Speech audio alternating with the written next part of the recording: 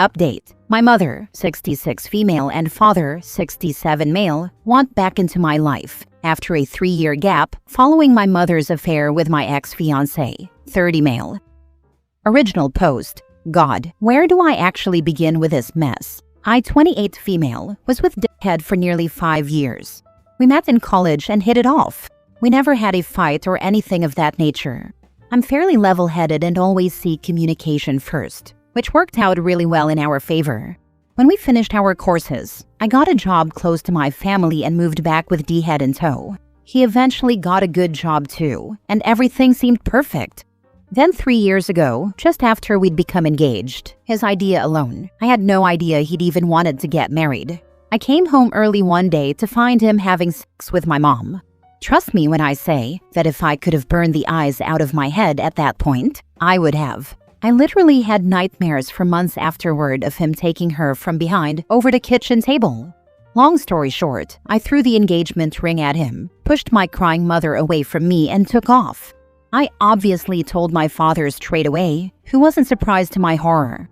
Apparently, they'd been talking about opening their relationship for a while and had just done so. She'd never told him who she'd intended on partnering with. He actually said that maybe I needed to really think about whether monogamy was really the right way and what harm there really was in my mom having a little fun with Sh-gged. You have to understand that my dad gets into phases where he becomes completely absorbed in lifestyles he reads about and thinks they suit him better. Such as when we were young, he went through a phase where he felt the hunter-gatherer lifestyle was the right way and got us all learning to hunt. As hard as it was to stomach my father saying that to me, I knew that what happens to them is their own business. My dad had basically approved my mother's betrayal of me. This is where I really lucked out. Thank you to the personal finance advisor I went to during college. I'd been the only one of us saving for a house and had a nice, tidy sum of money locked up in my account. So I left, took off. No note, no message. I handed in my notice at my job, rang my landlord, and paid whatever it took to free me from the lease. I left all the furnishings and stuff I owned because I just didn't care. I packed a bag of clothes and essentials, got into my car, and went. I had a blast. I crossed the states on the best road trip I've ever had, all by myself. I eventually found another job on the West Coast and have worked there ever since. I met my husband, had a really small wedding as neither of us are big on those sorts of things, and now have a beautiful 3-month-old son after a pretty hard pregnancy. In all that time, I only kept in touch with my sisters. They attended my wedding secretly, as I didn't want my parents knowing anything about my life, since they'd only try to come to and ruin it all. They were the first to hear of my pregnancy, etc. My husband knows everything, by the way, just in case you're wondering. The problem I'm faced with is that my younger sister confessed everything to my parents. About where I am, about the fact that I'm married, and that I've had a baby. I've not been able to get in touch with my sister since I started getting letters and phone calls from them. It's all one big giant guilt trip. They whine about how much they miss me, how they've missed such important events in my life, and how they want to know their first grandchild. Not an hour ago, I got a voice message from Sh-gged who was blubbering a sob story about how he thought I was dead or something. About how devastated he was, and still is, that I left him, and now that he's found out I've moved on. My husband is a star. He's basically just said that whatever I decide, he'll stand behind me 100%. My real issue is that my resolve is starting to crack. I look at my son and think that maybe he should know them. I mean, he has wonderful grandparents and my in-laws, but surely he should know my own family too. I just need advice here. Should I stay strong, or are they right in that I shouldn't have done what I did? Now for the top advice before reading the updates. First of all, I can't imagine how much the betrayal must have hurt, and you are amazing for moving on and finding a happy life. As for your parents, if you can go back, you are a better person than me. The fact that they are guilt-tripping you after everything, plus the fact that Sh-gged knows your situation and contact details, shows that they are still in contact with him and that, in all probability, nothing has changed. It appears to me that you are the only one who seems to have suffered any real hurt, and for that, I would let sleeping dogs lie with this one. It did hurt a lot at the time because I lost everything. I couldn't stay and had to leave it all behind. Not so much anymore. My new life is great. I just sometimes feel a little weak when I think of all the stuff I'd thought my mother and I would have done together. Like getting ready for the baby and buying my wedding dress. Luckily, my husband's mother is the sweetest woman I've ever met. She's become my mom. In those weak moments, ask yourself what you would get out of re-establishing contact with your parents, or more specifically your mother. Are you looking for some sort of closure, or is it just going to reopen old wounds? Your parents seem like very selfish people, so you need to adopt the same stance when dealing with them. Best of luck. I don't think closure is ever really possible. I guess I do miss my mother as I knew her, but I can't ever get her back. Even now, when I think of her, I just see that scene in the kitchen all over again. I think the contact has to stop really. I just know what they're like. If their letters and stuff don't get through, then I'd imagine they'd turn up at my door. I'm actually half terrified that they're on their way right now. So much so that I've even mentioned to my husband about selling up and moving. He's not impressed at that. And by not impressed, he means at my parents. But they caused that sort of fear in me that I'd give up our family home to escape them. I think your reaction to the possibility of them turning up tells you everything you need to know. And your husband is 100% correct in his reaction. They have already taken enough from you without taking your security in your family home. Get a message to them, either directly from you and your husband or through your sisters. Explain your wishes for no further contact, and that if they do not respect your wishes, you will take appropriate legal steps to prevent them from contacting you. I don't know if this is even possible, but it's worth the threat. Actually, that's an idea. I'll see if I can get through to my other sister. Not sure if it'll work, but it's definitely an idea. Mini update. Hey guys, I just wanted to say really quickly how blown away I am by all the messages and support. Even those who are doubting my story, you guys validate every time I've ever told somebody my parents are dead, rather than having to tell the truth. So thanks for that. Just a really short update. My sister got in touch. We'll be talking properly in another hour when she's free, so I'm bracing myself for that talk. I'll try to update you all eventually. I've actually found this really therapeutic. Special thanks to all those who suggested r/raised by narcissists. I've read a few threads, and it's been really eye-opening to see that what I had thought was normal was completely removed from it. Thanks again, everyone. Now for the full update. It's been quite a while since I last posted, and things have been a little crazy, so posting an update was firmly pushed to the back of the to-do list until today. Before I start, I just want to say thanks so much to all those who replied.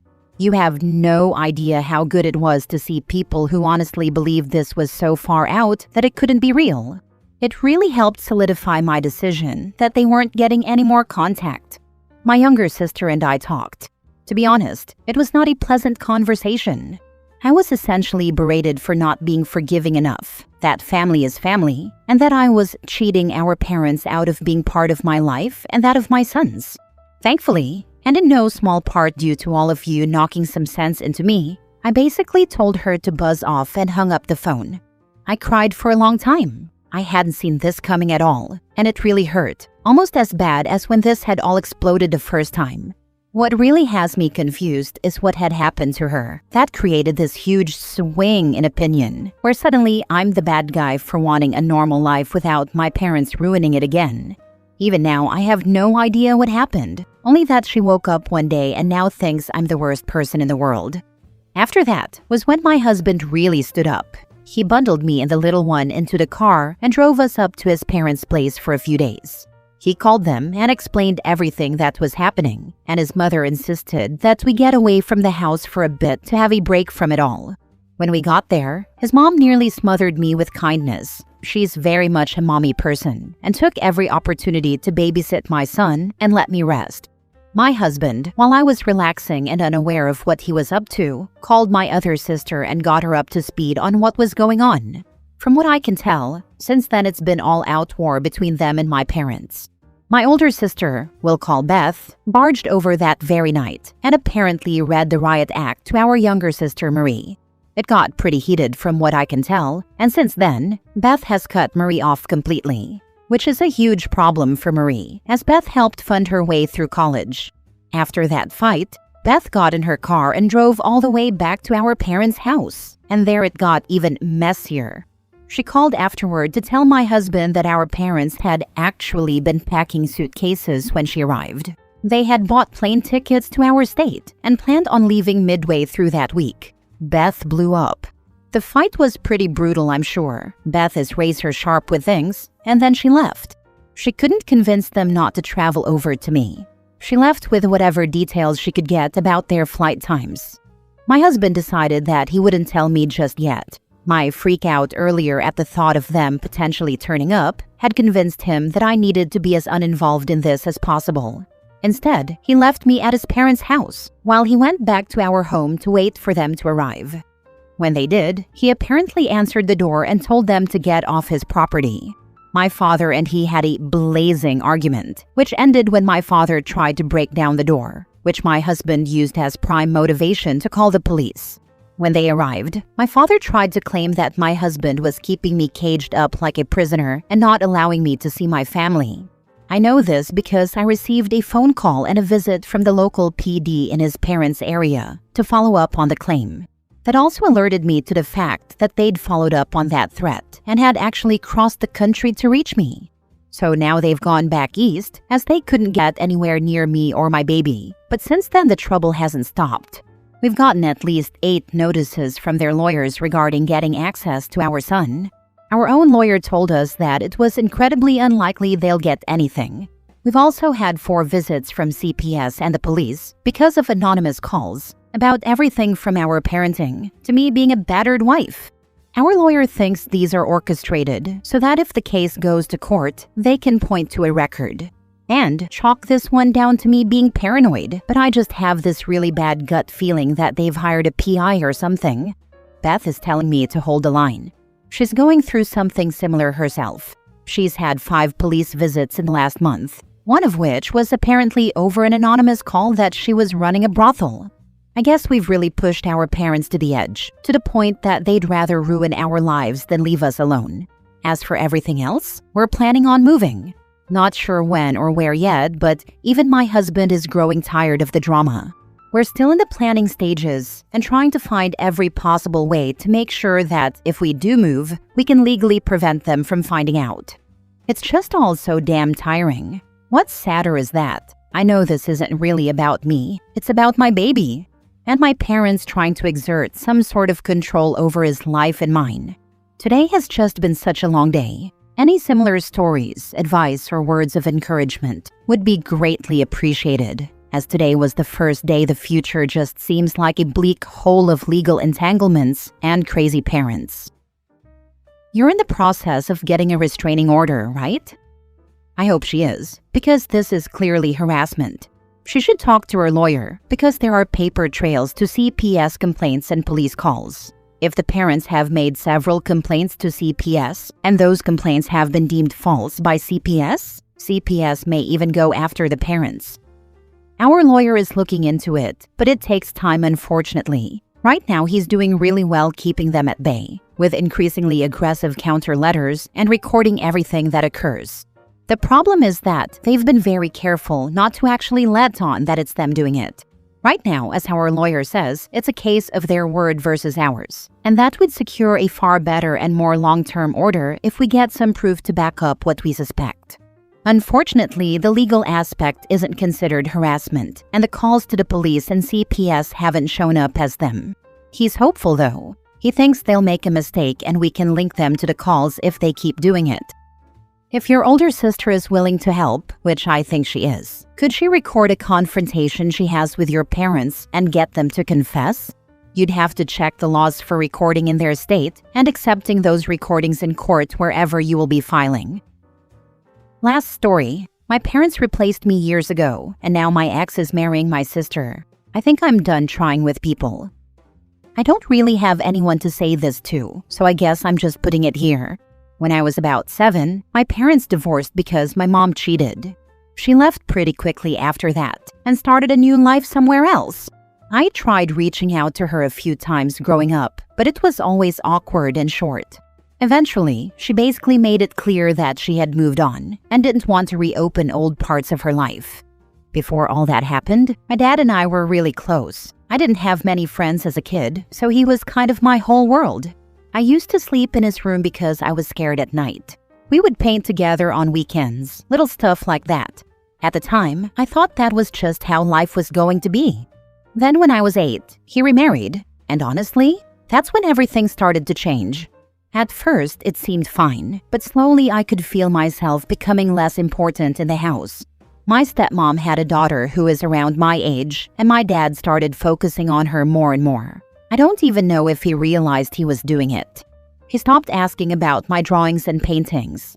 We stopped doing things together. Family pictures started to feel weird too.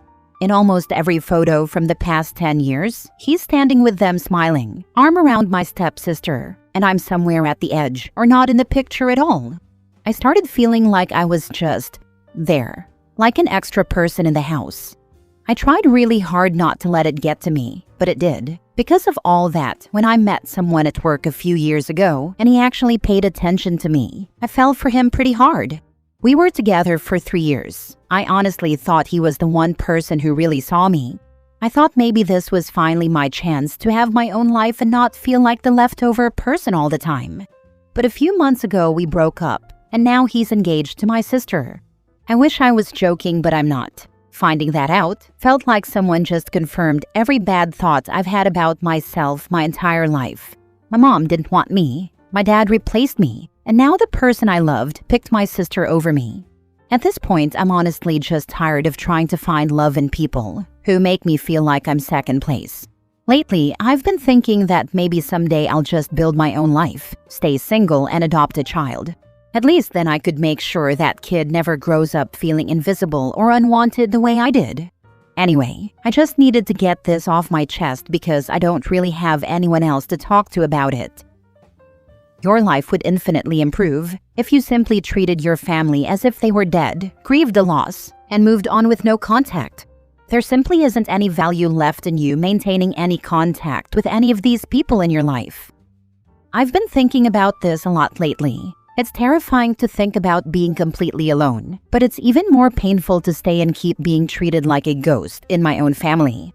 I think I'm finally reaching that breaking point where peace matters more than trying to fix things that aren't mine to fix. This sounds so incredibly devastating to deal with. I do hope at the very least that posting about it helped even a little bit. When we do not have anyone to turn to with our concerns, even just writing them down on paper or to a forum like this can help. Please know you are seen and you matter. Thank you. Honestly, I was hesitating to even post this, but keeping it all inside was becoming too much. Just seeing someone acknowledge that I'm not crazy for feeling this way actually helps more than I can explain. I just want to feel like I'm enough on my own for once.